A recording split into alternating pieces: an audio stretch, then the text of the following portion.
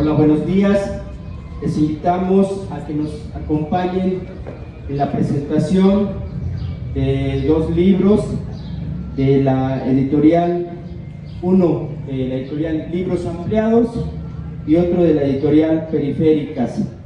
Van a estar con nosotros presentando los libros Daniel Escoto y Daniel Rodríguez Barrón. Daniel Rodríguez Barrón nació en la Ciudad de México en 1970, es autor de las novelas La soledad de los animales, Retratos de mi madre con perros, del libro de los cuentos Incidentes y Los mataderos de la noche. En Libros Ampliados ha publicado el relato autobiográfico Morbo Sacro, y en el 2002 obtuvo el Premio Nacional de Dramaturgia Joven Gerardo Mancebo del Castillo, y en 2008 el Premio Nacional de Periodismo por el documental para la televisión Disidencias sin fin. Es miembro del Sistema Nacional de Creadores y de Artes. Daniel Escoto nació en la Ciudad de México en 1983. Ha sido guionista y locutor en medios como La Ibero, Radio UNAM, es maestro de Historia del Arte por la UNAM, doctor en Comunicación por la Universidad Iberoamericana, autor de la novela Mujer de Pieles Infinitas, y ha colaborado en las antologías Proporción Áurea y Te guardé una bala. Fue becario de Jóvenes Creadores del FONCA 2013-2014. Sin más preámbulo, le cedemos la palabra.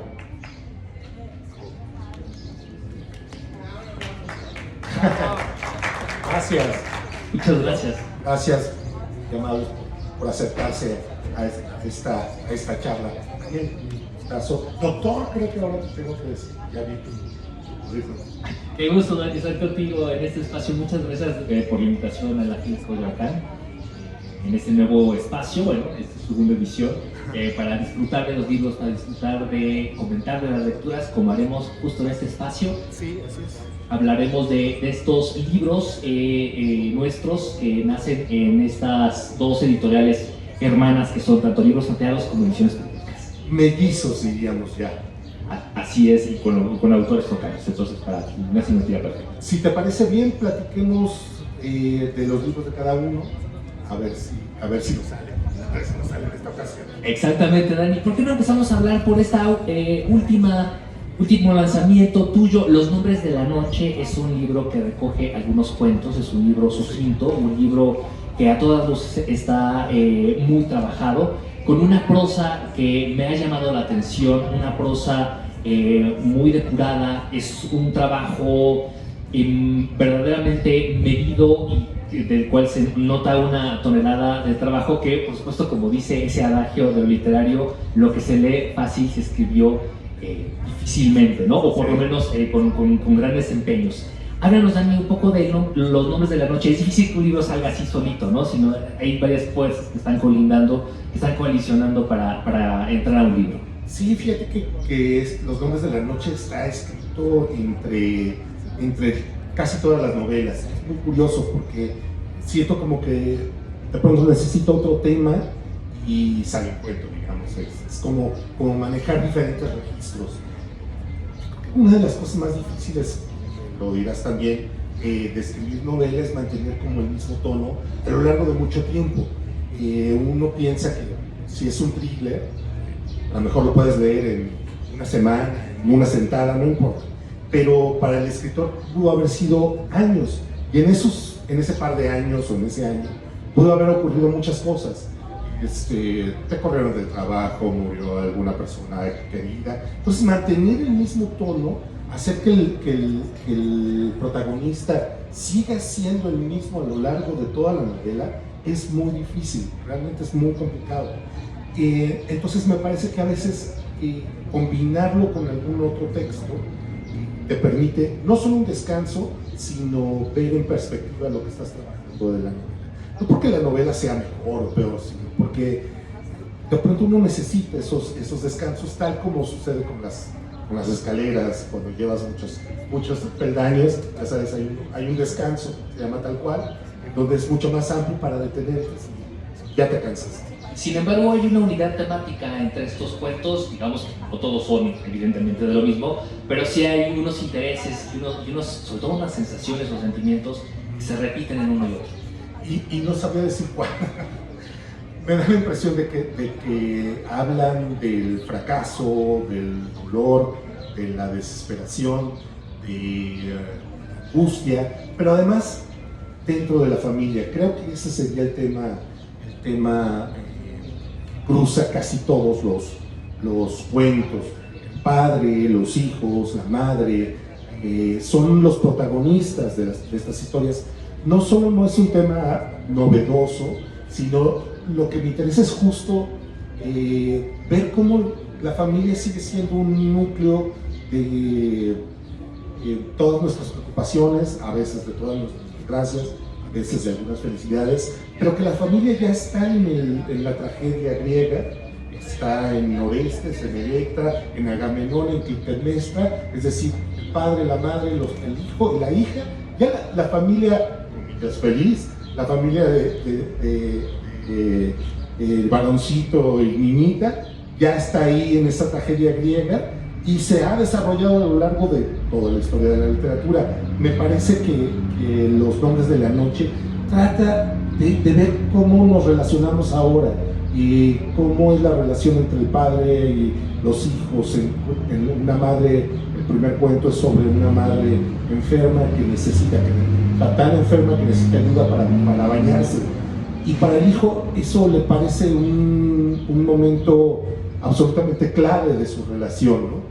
De pronto se da cuenta que nunca la había querido tanto hasta ahora, que tiene que hacer algo absolutamente tremendo para los dos, además, ¿no? La madre no quiere dejarse porque le parece humillante que el varón además tenga que bañarla, y él de pronto descubre que es una persona que la adora mucho más allá de ser su madre, sino que es una persona que necesita cuidado, afecto, y que ahí hay algo mucho más, hay algo que trasciende su relación madre e hijo, que se descubren como seres humanos, aterrados, solos, tristes, sin ayuda, y que esa ayuda solo la pueden ofrecer mutuamente. Y de alguna manera, en estas historias paralelas del hijo que figura en estas historias, que es el mismo hijo y es un hijo distinto, y de este padre, esta madre que aparecen en estos relatos distintos que tienen esta condición de vulnerabilidad, se establecen una especie de juegos paralelos. Por un lado hay una universalidad en el tema, como ya lo dices, es el drama que vive una generación cuando tiene que hacerse cargo, y por otro lado hay un contexto que es muy mexicano, ¿no? Vemos aquí en pequeñísimos detalles, en algunas inflexiones del relato, estos diferentes contextos, estas dos generaciones, una generación quizá en México que está entrando ya en una edad más madura y una generación en México que está ya entrando de lleno en la vida anciana, y de alguna manera creo que uno de los trasfondos de esos cuentos es cómo finalmente padres e hijos, hijos, madres, hijas, todos nos reflejamos de cierta manera un poco, ¿no? Y creo que los narradores de estos relatos, tanto en el padre y la madre, dos cuentos de este libro, podemos ver si esa inflexión en la vida en la cual ya se abandona una primera juventud, se entra en un mundo de la edad madura cuando es ese personaje el que tiene que hacerse cargo de quien lo cuidó en la infancia, en el inicio de la vida. Sí. Creo que lo ves muy bien. Yo no había pensado en ese rasgo mexicano, pero me gusta mucho que lo veas. Debe ser tu parte de historiador. Está la cultura, por ejemplo, de la cantina, ¿no? Que el hijo ya no puede entrar de la misma manera que el padre. Cuando iban, se prohibía incluso la entrada de las mujeres, ¿no? Hay una serie de entretelas que están en los cuentos. Esos detalles están padres, que te hayas dado cuenta que el problema de la cantina, el asunto, por ejemplo, de entrar a pedir al supermercado objetos que ya no existen, o el jabonzote, el refresco de Lulú, ¿no? Y es para darle un contexto de cómo el padre se va perdiendo, no solo en la propia vejez, sino incluso en el tiempo. Es un cuento, el cuento del que estamos hablando es padre y un hijo, y el padre le asegura que acaba de ver a la madre muerta, paseando, digamos, por aquí, Coyoacán. Mira, acabo de ver a mi esposa comprando libros, y el hijo dice: papá, tu mamá ha muerto hace un rato, o sea, no puedes decir eso porque me desesperas, me intranquilizas, me angustias. ¿Cómo puedes estar viendo a la madre muerta? Y él insiste en que la está viendo, y es esa desesperación, al mismo tiempo generacional, como bien lo dices, y al mismo delirio, digamos, que incluso los delirios ya no se comparten, ¿no? El del hijo que está obligado en ese momento a la oficina, a trabajar, a mantenerse, a mantener a la familia, etcétera, etcétera, y la del padre que está manteniendo una ilusión de alguien que ya murió y que ya no puede verlo, oírlo, y él dice: ¿cómo es posible que no me reconozca si estuvimos casados 50 años? No lo reconoce porque no sabemos, en el cuento no sabemos si verdaderamente la está viendo o no, pero lo que ocurre es eso. Creo que no solo hay un problema de generaciones, sino un asunto en donde me gustaría creer, en donde se reconocen ya nada más como individuos, ya no es el hijo y no es el padre, sino hay un momento, me gustaría creer que hay un momento donde los dos dicen: soy un ser humano, yo soy un ser humano, estás igualmente perdido que yo, no sé quién de los dos está más perdido, creo que tenemos que ayudar. Digamos que es un duelo o un match de box en el cual lentamente se va despojando la historia, quedan nada más estas dos personas. Y claro, estos fantasmas que en un mundo tan vital, tan abigarrado como México siempre existen, ¿no? Existen los fantasmas de aquellos que nos han dejado, muchos otros tipos de fantasmas.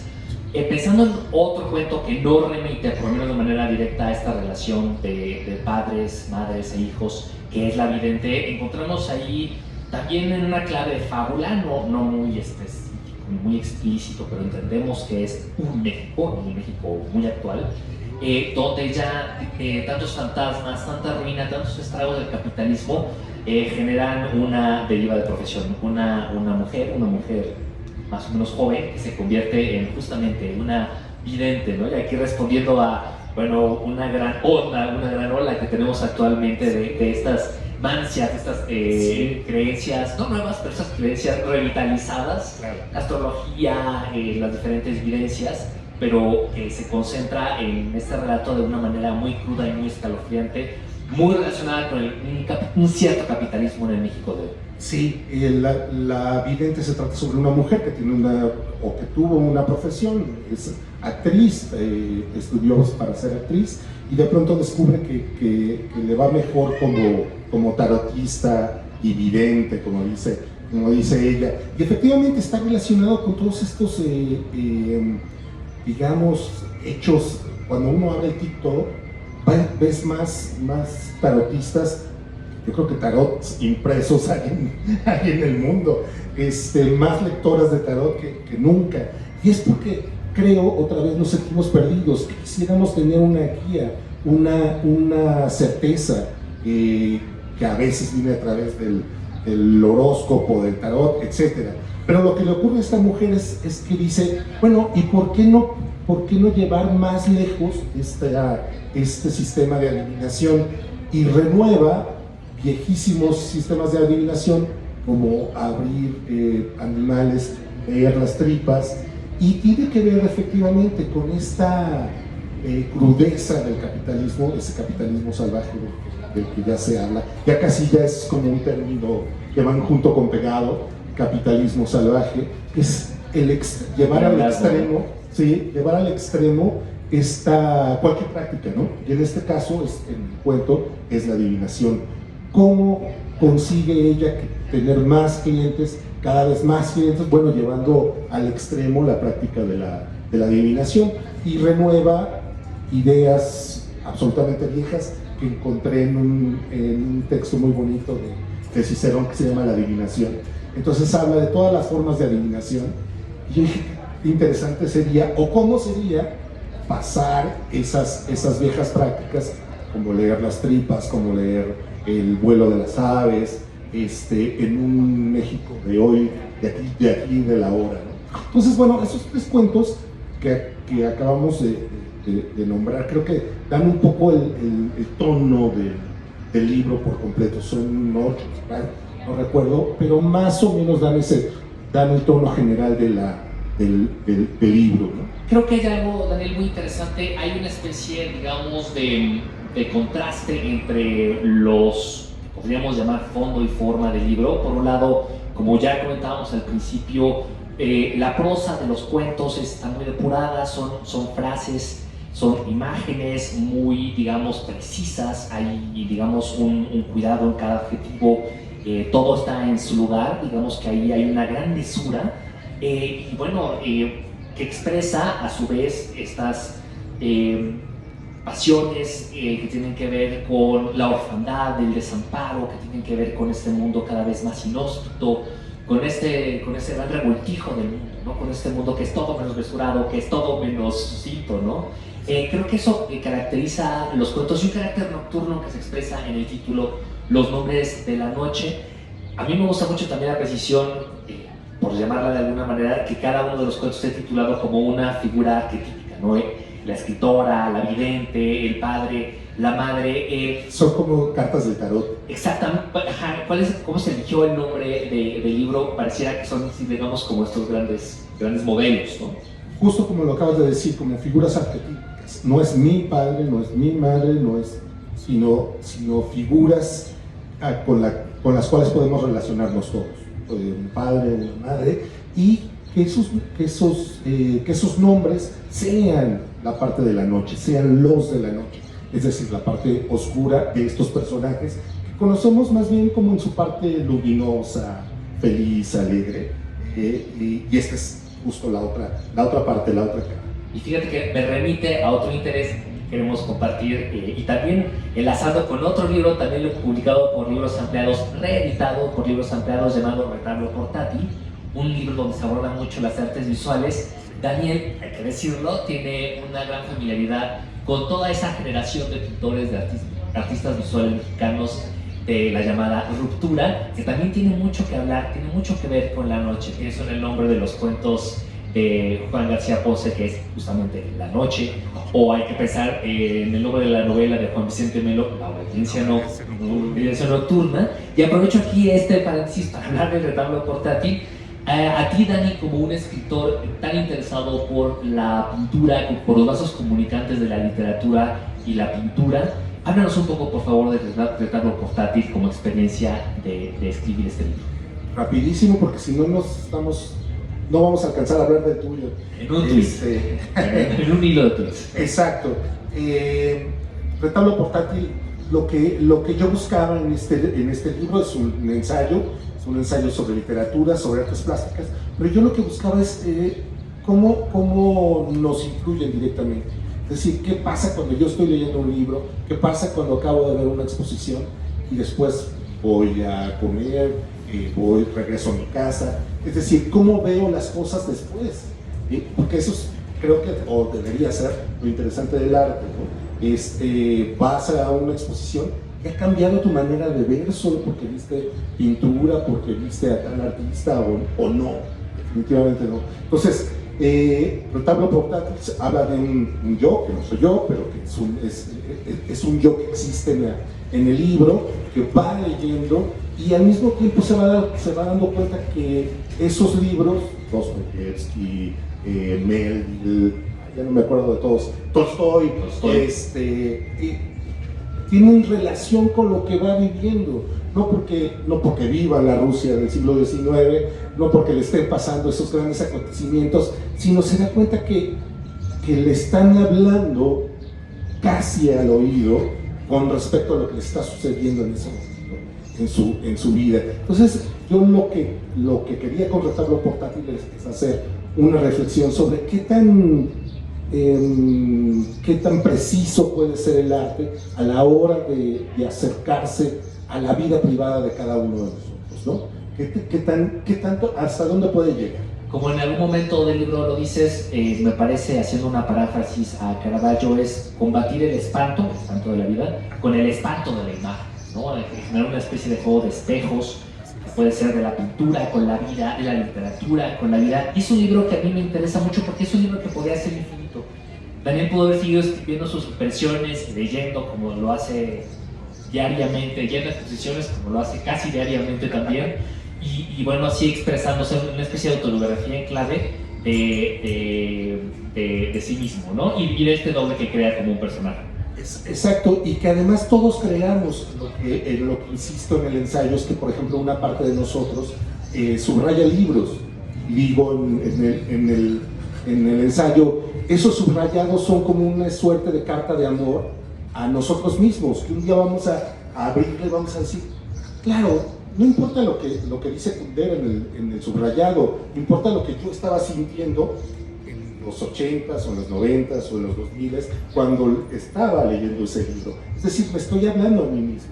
Hay un espejo en esos subrayados, y descubrirte como lector, descubrirte como individuo cuando los estás leyendo, es entre interesante y angustiante a veces. Embarazoso. Oye, pero hablando ya del tuyo, pásame. Anoche, yo ya lo había leído el año pasado, pero anoche me leí el último de los ¿qué son? ¿Cuentos? ¿Cómo lo llamarías tú? Yo creo que el libro contiene 3 relatos que en sí mismos forman una novela, porque así como hay libros que pueden ser una serie de cuentos que al final están contando lo mismo, esta es una novela que se canta en 3 episodios. Lo pienso un poco como aquellas películas tan de moda de los 60 y 70 que eran episódicas, pero que había un hilo conductor, algún tema, podía ser el amor, podía ser la comida, etcétera, que al final hacían una obra unitaria, por así decirlo, ¿no? Creo que la gran broma de Babel es eso, son 3 relatos de estas 3 mujeres que viven en Francia de los siglos XI y XII, y que justamente su hilo, el río que digamos que está ahí entre unas y otras, es estas herejías religiosas que están estremeciendo Europa en esos años. Fíjate, ahorita que estabas hablando de mi libro de cuentos, decíamos, bueno, de este mundo caótico, abigarrado, donde no hay esperanza, etcétera, etcétera, pero ya no la había en la Edad Media según tus propios relatos. Es decir, son 3 relatos, 3 mujeres, 2 de ellas han sido nodrizas. La del último relato, que además es el que prefiero, tengo que admitirlo, ha sido prostituta, y las 3 tienen una vida tremenda, porque las herejías, es muy interesante la manera en la que lo narras, porque decides narrarlo de manera oblicua, es decir, no te enfrentas a las herejías con un nombre definido y diciendo, las veganas, tal herejía era esto y esto, sino tanto entender cómo de pronto estas conmociones históricas arrasan con las personas comunes y corrientes. Me recordó mucho en algunos aspectos, digamos, a estos personajes de Kafka, como en el Proceso, que de pronto llega alguien, tocan la puerta y los acusan de algo que no saben ni por qué sucedió. Estas 3 mujeres viven y mueren bajo una de estas herejías, y no saben a veces ni siquiera por qué están siendo castigadas, por qué les está ocurriendo lo que les está ocurriendo. Exactamente, nosotros podríamos decir que la vida contemporánea es estruendosa y es muy caótica, así como las vidas de los siglos XI y XII son estruendosas y caóticas. Creo que aquí una manera de verlo es que toda esta confusión, cómo retratar estos siglos, tendría que ver con empezando a entender que son vidas que por un lado son muy apacibles, en las que pueden transcurrir años donde los ciclos agrícolas, los ciclos del trabajo lo rigen todo, y no hay sucesos como los que nosotros enfrentamos a diario, ¿no?, con la comunicación mundial, pero que por otro lado son vidas muy intensas porque son vidas cortas y porque están estremecidas por una serie de plagas, la guerra, el hambre, las persecuciones, los cambios de mando que nosotros tenemos catalizada de otra manera, ¿no? Ahí era un cambio y se cargaba la vida de medio pueblo, ¿no? Una enfermedad, algún acontecimiento ominoso. creo que eso me sirvió para entender la vida de estas mujeres que, como dices, en cualquier momento eran vidas, digamos, de lucha, unas vidas de sobrevivencia, con mucho placer y mucho gozo en un mismo día, y que de repente algún mando, alguna fuerza vertical podía volar, ¿no? Entonces se vivía muy así. Eso es lo que quiere expresar en los 3 relatos. Y queda muy bien expresado, y además hay algo que me interesa mucho de los 3 relatos, es esa necesidad de entender la vida, de entender lo que está ocurriendo, que creo que le pasa también a los personajes de Los Nombres de la Noche. Ellas buscan una manera de sobrevivir, pero al mismo tiempo de entender a los demás.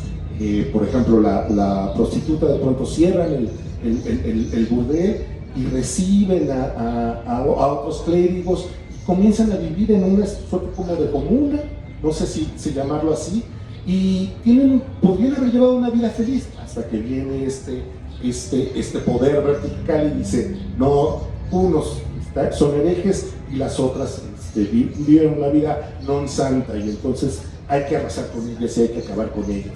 Entonces, estos personajes están igualmente solos que los míos, digamos, nada más que ellos, frente a un aspecto de la vida también monstruosa, pero creo que mucho más aterrador, porque están frente a la historia, no frente a su fracaso personal como los míos, y no frente a estas pequeñas cosas de todos los días, sino frente a aquello que arrasa con vidas y vidas y vidas. Arrasa con lo diferente, y eso es también lo que ocurre con la historia de las herejías. Uno pensaría que, no sé, la iglesia, las grandes instituciones clericales ya así nacieron, así como nosotros las conocemos, con todos sus problemas y sus decadencias, pero que así siempre ha sido, el dogma es así. Y ya explorando la historia, leyendo sobre esos siglos después de la caída del Imperio Romano, nos damos cuenta que no, que el dogma se fue negociando, se fue concertando, conciliando, y todos los concilios, todas estas reuniones de los grandes poderes verticales, que fueron decidiendo de qué manera había que honrar a Dios, de qué manera había que construir una sociedad que honrara a Dios así, con los poderes terrenales por otro lado, y que había muchas otras alternativas y muchas otras maneras de adorar a Jesús, a la Virgen María, a los santos, a Dios, que fueron quedando de lado, con grandes pugnas políticas en el Inter, y de todas estas comunidades que dijeron, bueno, pues nosotros no vamos a hacer caso a Roma, ¿no? Vamos a hacer nuestra Babel, y nosotros aquí no pasan, y aquí ponemos nuestro terruño y ponemos nuestro muro, y nosotros vamos a seguir adorando de esta manera. Y esas comunidades heréticas están poblando toda la Edad Media, llegan hasta el Renacimiento. Vaya, un gran cisma que es el de Lutero, todavía se considera una herejía, y generan esas comunidades que eventualmente irán siendo aplastadas, ¿no? Y esa es la historia de 3 personajes que viven estos aplastamientos, esos grandes momentos de ebullición, de separación, de una vida alternativa, y estos eventuales aplastamientos. Y no creo que sea ninguna coincidencia, esa sería mi pregunta, que hayas elegido mujeres, porque además en estas herejías muchas veces las mujeres no solo fueron protagonistas, sino tuvieron unas libertades que no tenían en la época, ¿no? Las beguinas, por ejemplo, en realidad eran mujeres que se iban, no a un convento, pero a un lugar donde podían habitar, y donde entraban y salían, trabajaban, veían a sus enfermos, y eso estaba mal visto por la comunidad, por los pueblos aledaños, y decían, eso es una herejía, porque viven solas, porque trabajan solas, no, necesitan de un hombre que las conduzca, que les diga qué tienen que hacer. Entonces, tus 3 mujeres es muy interesante, porque son protagonistas, digamos, de su propia historia, pero además de la historia con ellos. Algunas libertades, claro, y sobre todo en estas comunidades donde a veces, solo a veces, se daba una especie de igualdad entre hombres y mujeres, una mayor libertad para ellas, una mayor agencia, y por supuesto muchísimas otras opresiones, ¿no? Como siempre ha sido el caso. En el caso de estas mujeres son 2 nodrizas y una prostituta, y eso les da como personajes en ese contexto histórico un tránsito muy importante, porque tanto son mujeres pueblo, mujeres de la vida cotidiana, mujeres muy a pie, pero que por otro lado, como nodrizas, también viven bajo el amparo de grandes familias, en el caso de las 2 primeras mujeres, los 2 primeros relatos, y eso les da un roce social totalmente distinto, ¿no? Pueden ver la vida de la corte desde esa posición, pueden tener ambas esferas y vivirlas al mismo tiempo. Y en el caso de la prostituta misma, ¿no? Porque es un prostíbulo que además visita el obispo de la ciudad, ¿no? Entonces, bueno, ahí tienen todo un roce también muy particular, tienen una posición, por supuesto, de mucho escarnio, a veces de ciertos privilegios, y bueno, ya ustedes encontrarán en la historia, también forman esta comuna con unos monjes bastante peculiar, que, bueno, sí, basada en una historia real. Mi pregunta iba a ser, ¿qué tuviste que leer? ¿Qué libros prefieres para conformar estos relatos? Porque además hay cosas absolutamente precisas que me gustaría saber si son históricas. Por ejemplo, en el primer relato ella va contando, sido nodriza, cómo era, por ejemplo, ese examen que le hacían con el...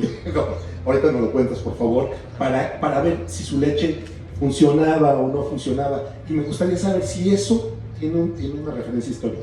Sí, realmente tanto el marco, digamos, general de las herejías que yo pinto para cada uno de los relatos sí tiene una relación directa con lo que los documentos históricos nos dicen. Hay una pira, aquí no arruinemos la historia, pero hay una pira que sí es la primera pira en la historia europea.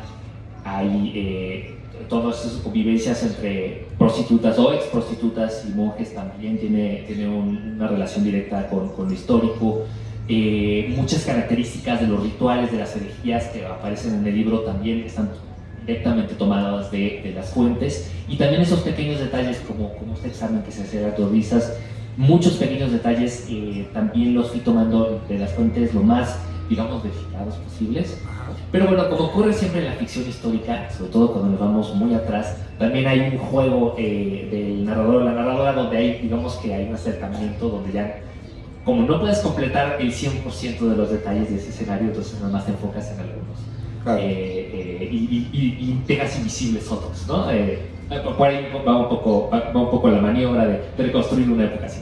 Sí, y que además eso enriquece mucho la narración, porque está muy bien escrita por esta profusión de detalles que hace que uno se sienta un poco como en la época. Dice, claro, eso no pudo haber pasado más que en tal o cual época. Me asombran mucho esos detalles y me gustaría saber si hay algún escritor, escritora que te haya ido para escribir. Porque yo mientras lo leía estaba pensando, por ejemplo, en los libros de Marguerite Yourcenar, en Opus Nigrum, por ejemplo, que es sobre la Edad Media, que era tan bellamente escrito porque tenía toda esta profusión de detalles. Claro que sí. No sé, podemos pensar también en la profusión de Orhan Pamuk, que sin duda tiene una redolencia que inspira a quien quiera recrear una época. Me preguntaba sobre las lecturas, no sé, un Raoul Van Eygen, por supuesto, que nos está representando estas herejías desde una postura histórica marxista, muy descreída, absolutamente anticlerical, que nos ilumina, ¿no? Además desde el situacionismo, que es muy interesante. Y claro que tenemos en México grandes maestros de la recreación histórica, de la ficción histórica. Tenemos un Pablo Soler Frost, tenemos una Verónica Murguía, por supuesto, ¿no? Donde también desde diferentes estrategias abordan esta digamos, esa recreación. No creo que la palabra recreación nos queda un poco corta, ¿no? Porque también es la creación de un mundo desde la escritura, ¿no? Que al final ahí los asideros con lo fáctico también siempre tendrán que estar entre comillas, ¿no? Es como cuadro, como cualquier obra de representación, también construye su propio mundo aparte, ¿no? Y pues bueno, podemos pensar hasta enquillar, ¿no? Como enquillar a través del fragmento nos va inyectando diferentes atmósferas de la historia intelectual que le interesan. Sí, y además la Edad Media, no sé por qué, esa es la pregunta que quiero hacerte, ¿por qué nos gusta tanto? ¿Por qué nos atrae ese mundo? Incluso cuando lo llevas digamos, a un extremo en donde no está arraigado históricamente. Estoy pensando, por ejemplo, en las series estas de ¿cómo se llaman? De las espadas, y que parece que están en la Edad Media. Bueno, Game of Thrones es un gran homenaje. Es exactamente, que parece que están en la Edad Media, pero no están en la Edad Media, sino es un mundo completamente inventado, pero que tiene todos estos resabios de supuesta Edad Media, la violencia, una suerte como guerras de religión, ¿no? Entonces, ¿por qué nos atrae tanto? ¿Por qué sale algo que tiene que ver con la Edad Media y de inmediato nos sentimos embelesados a pesar de que supuestamente la distancia se nos... Yo creo que hay una larga historia con respecto a esa relación, que por supuesto tiene que ver con el romanticismo. Desde el siglo XIX, donde se inventa esta Edad Media con un código de honor tan fijo de corceles, castillos, de las cruzadas, muy redolente, que después ya se va trastocando, como sumarse el shock con la cruzada de los niños, otro también, digo, indispensable para quien quiera adentrarse ya de manera contemporánea. Yo creo que la Edad Media tiene mucho de aquello que nosotros mismos podemos vivir en esta época, de estos mundos que están muriendo. Tenemos grandes imperios, bueno, el gran imperio romano que acaba de morir, que deja una estela, digamos una ruina, una decadencia, una crisis generalizada, y de estos mundos que están naciendo, ¿no? Estos terruños, estas comarcas que guerrean siempre entre ellas, que serán los que inicien las que después, mucho tiempo después, serán las naciones, los estados modernos, que hoy también están un poco entre comillas, ¿no? Entonces, digamos que es una gran laguna, es un gran momento de transición y de revoluciones. Tiene esta parte, sí, y bueno, por supuesto tiene esta parte muy venal y una parte muy corporal, que ya lo hemos platicado tú y yo, Dani, que Pasolini supo retratar, ¿no? Cortando con estas nociones de Camelot y de toda esta como cursilería hollywoodense, disneylandesca, sino también tiene esta parte como muy carnal, ya explorada por otros intelectuales del siglo XX, como Batín, que ya habla cuando comienza el Renacimiento y está esta división entre el alma y el cuerpo, que da mucho para escribir, ¿no? Así es, y nos está faltando Eco, que sin duda fue uno de los grandes hits de la literatura occidental. No sé si incluso después del Nombre de la Rosa haya habido una novela tan popular, en el sentido de tan leída como esa, pero bueno, quisiera nada más retomar justo lo que dices, que la Edad Media era un momento de cambio. Quizás tienes razón, es ahí donde nos sentimos reflejados. Está muriendo en este momento nuestro imperio, nuestro vecino, con la caída de la banca, con la caída de nuestra idea de democracia, y al mismo tiempo están surgiendo cosas absolutamente nuevas. No sabemos qué va a pasar con este asunto de la inteligencia artificial, que ahora cada vez que abrimos el periódico sale una noticia nueva. Supongo que debió haber sido en la Edad Media algo parecido.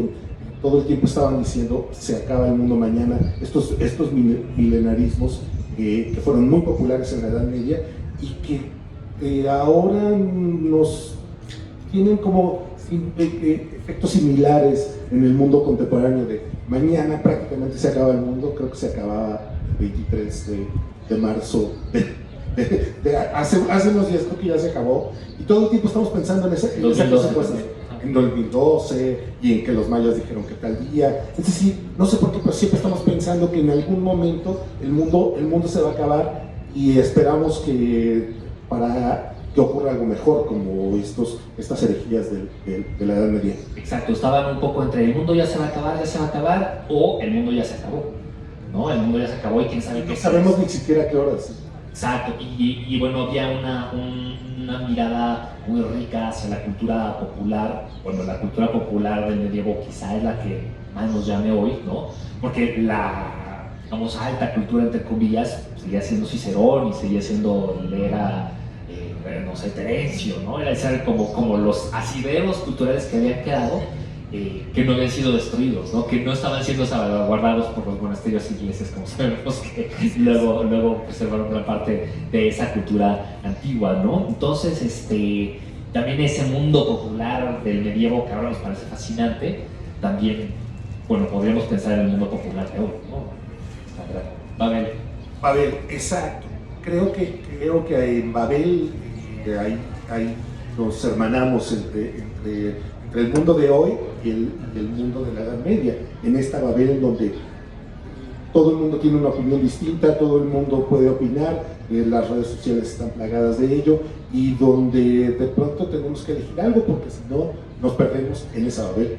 Otra cosa que creo que también nos hermana, Dani, es este interés por las artes visuales, a mí desde la profesión de Historia del Arte, que ha aunado a la manera de escribir, porque como es, digamos, una disciplina centrada en las imágenes visuales, también todo tipo de imágenes artísticas, te obliga a ver, te obliga a describir con las palabras aquello que estás viendo, ¿no? Entonces, ese ejercicio que mencionabas, te agradezco de tratar de captar en una sola escena, por así llamarla, del libro, como no solamente el que se ve, qué colores son, qué brillos, qué luz del día hay, sino también a qué huele, cómo se siente el estómago, digamos, si pesan los párpados ya por la hora que sea, la música, toda esa, digamos, ese mundo de sensaciones que es parte del humano.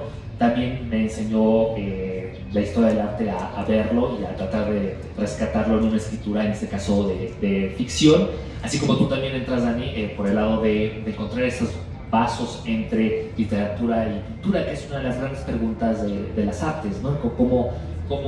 ¿Qué arte gana, ¿no? O qué arte suple mejor a la otra, o cómo se hermanan, ¿no? Más bien cómo se hermanan. A mí lo que me gustaba, por ejemplo, a la hora de intentar en el ensayo de Retardo Portátil, era cómo hay una larga tradición de escritores mexicanos que han escrito sobre artes plásticas. Ya últimamente solo escriben los curadores y los comisarios, pero durante mucho tiempo Villaurrutia, Paz, por supuesto, incluso el propio Gorostiza tiene textos muy padres sobre artes plásticas. Entonces, ¿qué tenía que ver con que los escritores les gustaran tanto? Y en la historia del arte, bueno, de Baudelaire, los escritores se han interesado por las artes plásticas. Desde el escudo de Aquiles de Homero hay una representación de lo visual a través de la escritura, y claro, como dices, en México, sí, vaya, era desde la crítica, mucho desde la literatura y la crítica literaria, que también se abordaba a las artes, generando unos textos fantásticos, bueno, impecables, como dices el ejemplo de Paz, que bueno, ahí entran en una contradicción con ya una cultura de las últimas décadas que está más orientada en la curaduría y en la historia del arte, ¿no? Es una revisión histórica que nos daría para otra charla, que es la feria de Coyoacán en otro espacio. Y donde tú eres un experto, yo no tendría nada que ver, yo estaría seguramente sentado por ahí. Dime, ¿cuáles fueron las energías que elegiste para esta novela? Y te lo pregunto por lo siguiente: fuiste muy astuto a la hora de tramar el libro, porque se ven solamente de pasada, es decir, no son explícitas. Hay algunos rituales que me parece que en donde uno podría deducir algunas, pero ¿cuáles son? Son sobre todo cátaros y bogomilos. Son sobre todo esas que están atravesando esa Europa occidental de los siglos XI y XII, que digamos rompen mucho con la estructura de lo que nosotros pensamos ahora como la iglesia, ¿no? Digamos que las confesiones son en voz alta y son unos actos casi orgiásticos donde la gente grita sus pecados, ¿no? En vez de hacerlo en secreto como está acostumbrada la cultura actual, donde el bautizo es otro, y donde también hay una obsesión, hay un tema recurrente con el comer, así como hay una relación con el cuerpo, con la sexualidad, así puede ser más libre, o bien un cierto tipo de penitencia que purifica el cuerpo, que son mucho más extremas, muy distintas a como se ven en el cristianismo y el catolicismo actual. También hay una relación con el comer muy importante, que está presente en los tres cuentos. Es uno de los ríos subyacentes de los tres relatos, es comer, esta relación con la comida, ¿no? Y hablando de comer, hay unas cosas que parecen absolutamente modernas y que ya estaban en la Edad Media y que desde luego están en tu libro. Por ejemplo, los veganos. Sí, hay un vegetarianismo que tiene que ver con, pues sí, digamos que abstenernos de comer la carne animal. Eso es algo que también desde larga data, ¿no? El judaísmo, por supuesto, que tiene estas restricciones. Otro monoteísmo, bueno, el islamismo también se cuida de qué comer, ¿no? Y en las vidas de estas mujeres de la historia también se lleva hasta un extremo, ¿no? Es el purificar el cuerpo no comiendo la carne de animal alguno, ¿no?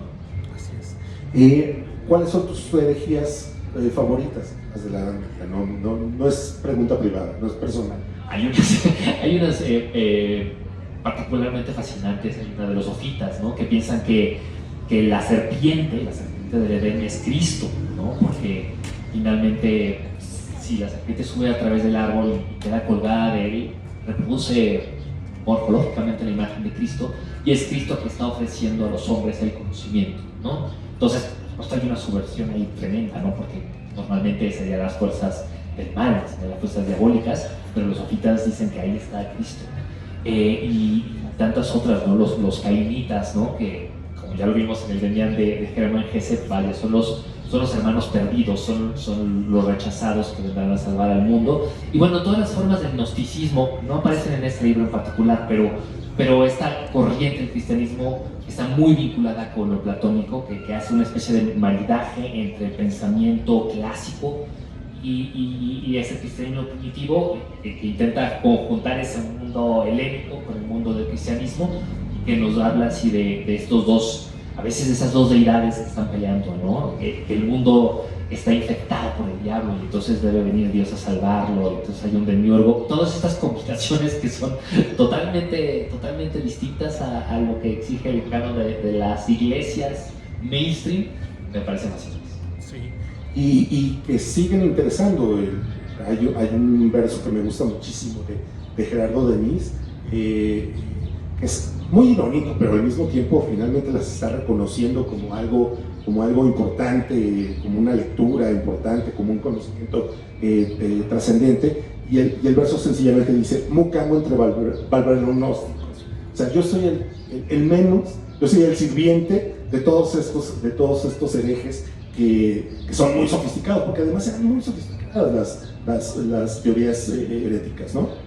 Absolutamente sofisticadas, y te revelan que, vaya, había una pulsión, de eso hablaban ella mucho, una pulsión por, caray, ¿por qué no, si tenemos las enfermedades, la guerra, la incertidumbre económica, ¿por qué no disfrutamos del hoy pensando en que finalmente es lo único que tenemos garantizado? Esto es un gran lugar común, pero es un lugar común porque es muy antiguo, ¿no? Entonces se generaban algunas comunidades que era, bueno, sí, vamos a querernos entre nosotros, practicaremos estos ideales del cristianismo, pero en el hoy, ¿no? Sin la mortificación de una incertidumbre que es la que viene después de morir, ¿no? Entonces se generaban a veces estas comunidades muy hedonistas, muy exquisitas. Esto también tenía mucho lugar, no solamente en lo popular, sino también en cortes, en espacios privados de gente muy educada, de gente muy rica, que se reunían a disfrutar de la vida, ¿no? Disfrutar de los placeres, sí, con una ética que tenía que ver con el cristianismo en algunos lados, pero era ¿por qué hacer la mortificación de la carne si no hay ningún tipo de garantía de que esto nos compre a un placer mayor? Si el placer de la carne es sensacional, ¿no? Entonces es toda una larga genealogía. Sí, y que, digamos, si nos queremos hacer una imagen clara e instantánea de esta idea, está en el Busco, ¿no? Y en esta idea de que todos están comiendo, bebiendo, desnudos, estos adamitas en las obras del Bosco, y de esta vida absolutamente terrena desde aquí y ahora. De Weigel el Viejo, vemos estos grandes cuadros donde están... Tus textos me recordaron mucho a esas obras. Con esa simultaneidad, claro que es una inspiración donde están, bueno, estas grandes comunidades gozando con toda la cosa física, con sus bemoles y sus glorias. Él también se dice que pudo haber formado parte de una de estas sectas, de la familia Caritates, porque tiene sentido, ¿no? Hay una especie de, como de regocijo en la vida, en el ahora, en lo actual, en lo pequeño, porque es lo que tenemos, etcétera, que bueno, creo que sí se puede conectar, como dices. Fíjate, terminamos hablando de pintura y de literatura nuevamente. Pues ya nada más para cerrar, hay algo que no he dicho y que me gusta mucho de tu libro. Hay un que creo que le falta el mío, un poco como señalándome. Sentido del humor. Creo que eso salva a muchos de los personajes, ¿no? Hay un gran sentido del humor. Por ejemplo, en el último de los relatos hay dos mujeres, no recuerdo ahora el nombre, pero que siempre se están contradiciendo y están diciendo la verdad de la misma manera al revés. Yo discrepo, yo creo que en la crudeza y en esos mundos nocturnos de los nombres de la noche hay unas inflexiones de humor y hay momentos donde uno se sonríe porque se ve reflejado en estos mundos del México actual que están en los entresijos de los relatos de Dani, que creo que establecen un contrapunto muy interesante. Entonces yo diría que no. Pero, pues ya lo tienen ahí, a ver si algo les atrae, algo les gusta un mundo medieval, un mundo supuestamente contemporáneo. Muchas gracias a Ediciones Periféricas y a Libros Ampliados, a Namu Torres y a María Amor por estar siempre detrás de estos libros. Y a ustedes por venir, por favor. Y los libros los pueden encontrar aquí al ladito, los tiene nuestra editorial, si quieren darse una vuelta para echarles un ojito. Gracias por acompañarnos. Muchas gracias. Buenas tardes, gracias. A nombre de la Feria Internacional del Libro de Coyoacán, PICO 2023, damos las gracias a Daniel Rodríguez Parrón y a Daniel Escobar. Los dos Danieles. Gracias por invitarnos. Gracias.